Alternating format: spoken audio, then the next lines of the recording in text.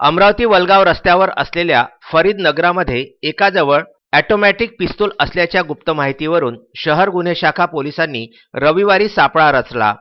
फरीदनगर येथील रहिवासी असलेला आरोपी सय्यद वसीम सय्यद नूर याला ताब्यात घेण्यात आलं।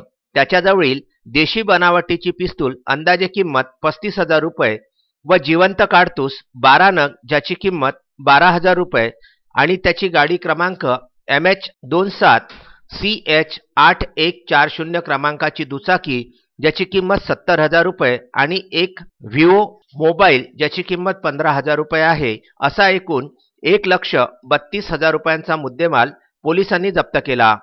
कारतूस मॅगझिनवर मेड इन आर्मी असे लिहिले होते, त्यामुळे आरोपीने ही पिस्तूल कुठून आणली याचा पोलीस कसून तपास करीत आहेत। आरोपी विरुद्ध भारतीय दंडविधानाच्या कलम 325, 725 आर्म ॲक्ट सह कलम 135 नुसार गुन्हे दाखल करून दुपारी न्यायालयामध्ये हजर करण्यात आले आहे। न्यायालयाने आरोपीला 19 मार्चपर्यंत पोलीस कोठडी सुनावली आहे।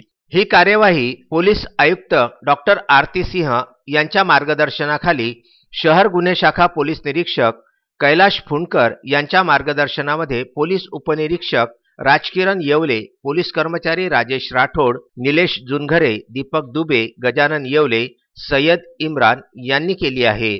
Vidarbha news bureau, Amravati.